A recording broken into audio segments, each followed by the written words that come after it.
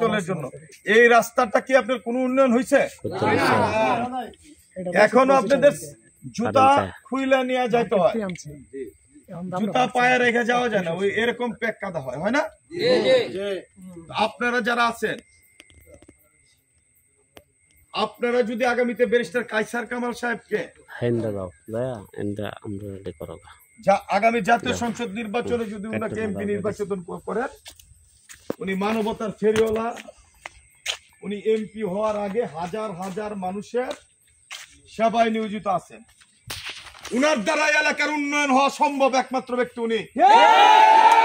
বিগত দিনে যারা ছিল রাষ্ট্রীয় প্রজেক্ট, এই রাস্তার বাজেট এই আওয়ামী লীগের সন্ত্রাসীরা প্রকল্প তৈরি করত এবং কাজ না করে ওই প্রকল্পের বিল নিয়ে তারা লুটপাট করে খাইত।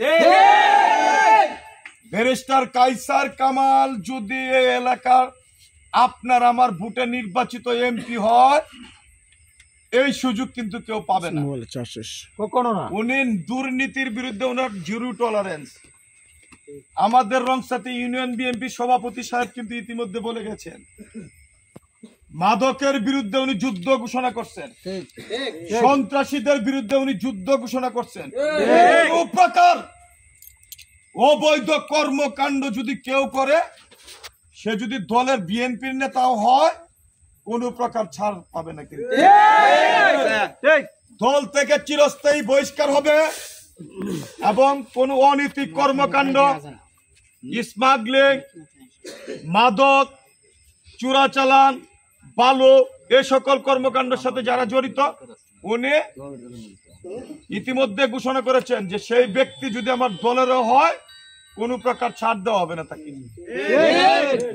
উনি সুশাসন প্রতিষ্ঠিত করতে চায় কলমাকান্দা দুর্গাপুরে। আপনি আমি জানি উনি দীর্ঘ সময় এই এলাকার হাল ধরেছেন। আমাদের বিগত দিনে যে এমপি ছিল করিম সাহেব, নাম শুনছেন না, চিনেন না? উনি কিন্তু আমাদেরকে বেকায়দায় ফাইলা, বিপাকে ফাইলা চলে গেছিল ওই দল থেকে। কোথায় চলে গেছিল? এলডিপি। তখন কিন্তু এই এলাকার মানুষ, কলমাকান্দা দুর্গাপুরের নেতা কর্মী, সাধারণ মানুষ দিশাহারা ছিল। ওই দূর সময়ে ব্যারিস্টার কায়সার কামাল কলমাকান্দা দুর্গাপুরের হাল ধরেছেন, বিএনপির নেতৃত্ব দিয়েছেন। এখনো কলমাকান্দা দুর্গাপুরের ধানের শীষের একক নবীনী ব্যারিস্টার কায়সার কামাল সাহেব। আপনার আমার দায়িত্ব, উনি যেরকম আমাদের জন্য কাজ করে, দলের জন্য কাজ করে, সাধারণ মানুষের জন্য কাজ করে, আমাদেরও কিন্তু পবিত্র দায়িত্ব আমাদের এই ভোটের মাধ্যমে ব্যারিস্টার কায়সার কামাল সাহেবকে আগামী জাতীয় সংসদে সর্বোচ্চ ভোটে আমরা নির্বাচিত করব না?